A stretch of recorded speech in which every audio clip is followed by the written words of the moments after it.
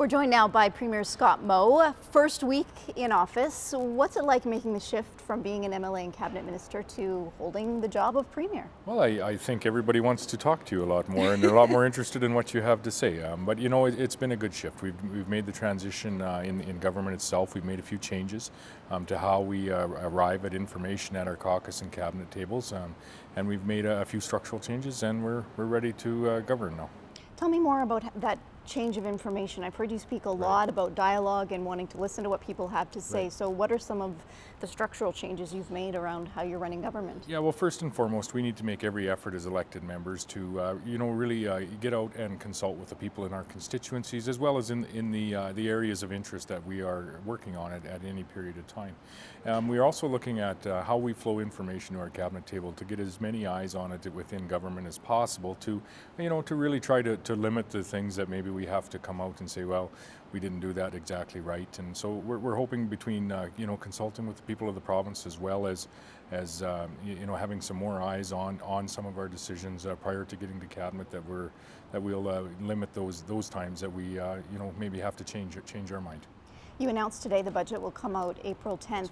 How do you avoid some of the pitfalls from the last budget, where in a similar economic position there were some challenges that needed to be addressed, and then there ended up being all these rollbacks of the cuts? So how do you avoid that type of scenario again when there are tough decisions that will need to be made? And that's precisely why we've made a few of the minor changes that we have made. Also, you combine with that, I think we have 5 candidates that have provided us some input going into this next budget after talking to people in hundreds of communities across the province as to what the impacts of certain decisions are. Notwithstanding the fact that we are on a path to balance here in the province of Saskatchewan, we are faced with some lower resource revenues to the provincial revenue side of the equation, if you will. So there are some challenges and there are some headwinds ahead, but I think working together with the people of the province and a little bit of enhanced procedure, if you will, that we can come to the best decisions possible to achieve that fiscal sustainability, but also to have the least impact on our economy and the least impact on the services that the people of the province expect. You want to find savings, you have to find savings. What should we expect when we get closer to this budget? What you're looking at, what are the considerations? Well, we said we would look into a reduction in some of our in the Crown corporations and some of executive government, but not on the front lines. Not in our healthcare centres or in our education centres or our schools across the province. As well as we're going to forego our 0.5% corporate income tax reduction that we had planned for this next year.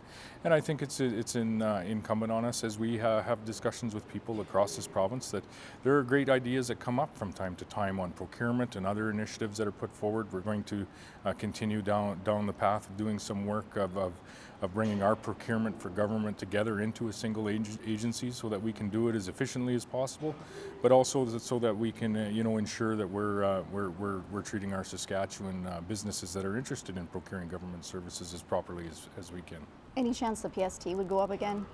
I won't preclude any budget decisions with respect to revenue lines or expense lines, but we're going to make every effort to get our fiscal situation back to balance here as soon as possible on our 3-year plan to balance. But in saying that, we do need to be very aware and careful of the decisions that we make. One of the criticisms I heard just coming out of this morning's Summa speech was there wasn't a lot of mention about Saskatchewan's north. And is there anything that you wanted to add or have thoughts around your goals as far as the particularly specialized needs of Saskatchewan's northern communities? Right, we do have some work to do in the north, and I live just on the forest fringe, the gateway to the north, if you will.